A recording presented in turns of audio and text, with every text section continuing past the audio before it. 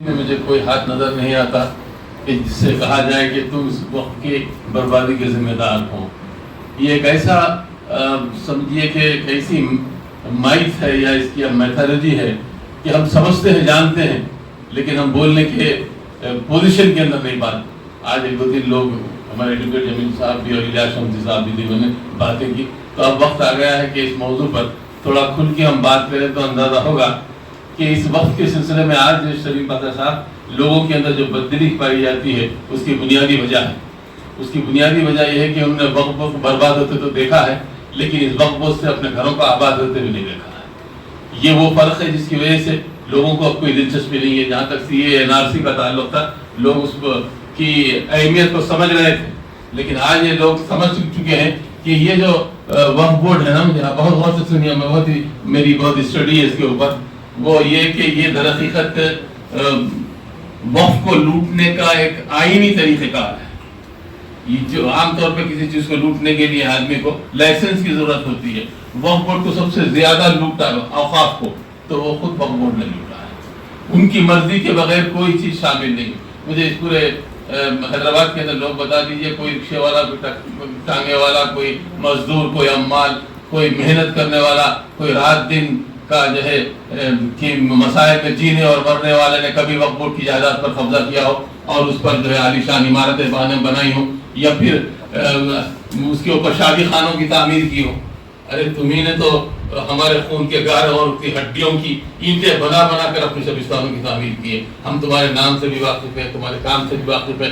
بدقسمتی اس مقام کے اوپر لا کر کھڑا کری ہے, ہم تمہارا نام لیتے ہوئے گھبراتے ہیں. ہماری پوری نسل بیت گئی جو تمہارا نام نہیں لیتی لیکن جانتی ہے, جاتے جاتے اپنے بچوں کو بول کے جائے گی بیٹا تمہاری بربادی کہیں اور نہیں ہے, یہاں سے بہت چند قدم کے دور پر ایک بہت بڑا عالیشان عمارت ہے, وہاں پر آپ کا سہوکار رہتا ہے جس نے اقساط کے اندر اس ملت کو لوٹا ہے.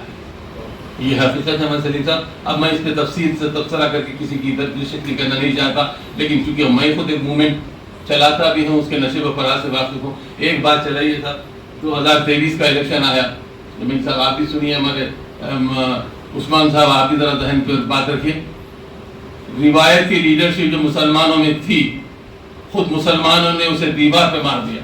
میں ایک مرتبہ پھر دیتا ہوں, کوئی جذبے میں بات نہیں کر رہا ہوں. مسلمانوں کی روایتی لیڈرشپ تھی, اعلان کر دیا بند ہو گیا, اعلان کر دیا شٹر ڈاؤن ہو گیا, اعلان کر دیا یہ ہو گیا. ان کے ہاتھ کے اندر مسلمانوں کی قیادتیں تھیں. میں آپ کو بہت گراؤنڈ ریالٹی بتاتا ہوں, آج ان کے ہاتھوں میں مسلمانوں کی قیادتیں نہیں رہی. وہ زوم میں مبتلا ہے, ہم خوف میں مبتلا ہے. ہم خوف میں مبتلا ہے, وہ آقا سمجھ رہے ہیں, وہ آقا نہیں رہے. وہ خود جانتے ہیں کہ اب ان کی گریپ اس پر نہیں رہی. اب اس موجودہ سچویشن کے اندر گزشتہ جو الیکشن کی موومنٹ چلی تھی, آپ دیکھتے ہیں تو آپ کو معلوم ہوگا ہمارے سلیم صاحب, سیاسی جماعتوں پر بھی عوام کا اعتماد نہیں رہا. لوگوں کو بولنا پڑا.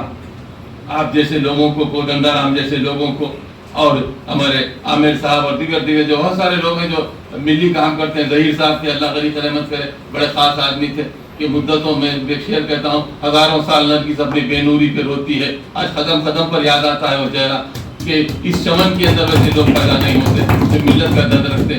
لوگ مر جاتے ہیں, مرنا تو ہم کو بھی ہے لیکن یہ ہے کہ ان کی جب بھی یاد آتی ہے تو احساس ہوتا ہے کہ ملت نے ایک بہت ہیرا کھو دیا.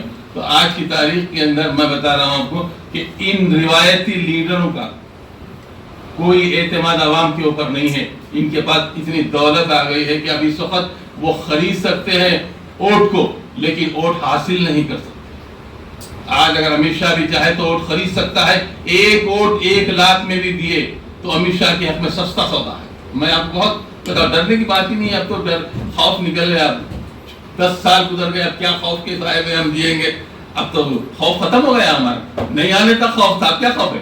تو اب میں بتا رہا ہوں کہ آپ کی یہ موومنٹ جو چلانا چاہ رہے ہیں, آپ بہت اہم بات کہہ رہا ہوں, وہ ان لوگوں سے ساتھ نہیں چلے گی جو خود وقت کی جائیدادوں پر قابض بن کر بیٹھے ہوئے ہیں.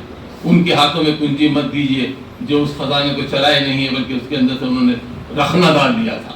اگر آپ نے کبھی دباؤ میں آ کر یہ کام کیا تو یہ ملت کے حق میں فعال نیک نہیں ہوگا. اب قیادت ان لوگوں کو دیجیے جن پر عوام کا اعتماد ہے, ان لوگوں کو دیجیے جو کما کے محنت کر کے جیتے ہیں, ان لوگوں کو دیجیے جو وقت کی کمائی کو یا وقت کے پیسے کو حرام سمجھتے ہیں, ان لوگوں کو دیجیے جو بیواؤں یتیموں کی مدد کے لیے میدان کے اندر آتے ہیں, ان لوگوں کو مت دیجیے جن کے چہرے بڑے نورانی ہیں، جن کی شیروانیاں بہت ہی عمدہ ہے.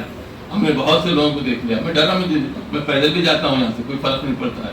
آدمی ڈرتا ہے تو یہاں سے ڈرتا ہے، اگر خوف یہاں سے نکل گیا تو ہر جگہ سے نکل جاتا ہے. تو بہرحال سلیم صاحب یہ کمیٹی بنائیے، افراد کو شامل کیجیے، کم لوگوں کو بنائیے، 5 لوگ رہنے دیجیے، پورے تلنگانے کو ہلا کر رکھ دیں گے.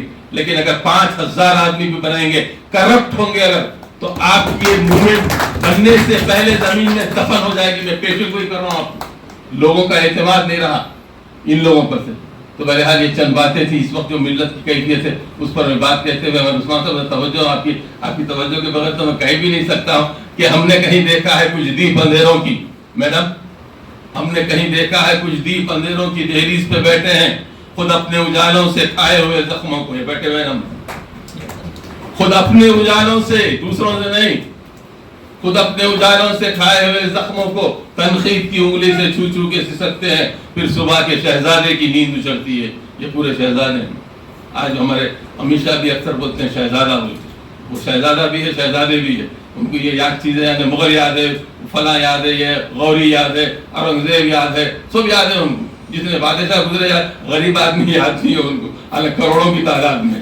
تو پھر شہزادے کی نیند اچھڑتی ہے، کچھ پردے سرکتے ہیں، تصویریں ابھرتی ہیں. شہزادہ یہ کہتا ہے یہ دیپ نہیں میری مجبوری کے چہرے ہیں، لمحوں کی تباہی پہ صدیوں کا تماشا ہے، ہم نے کہیں دیکھا ہے. خدا حافظ.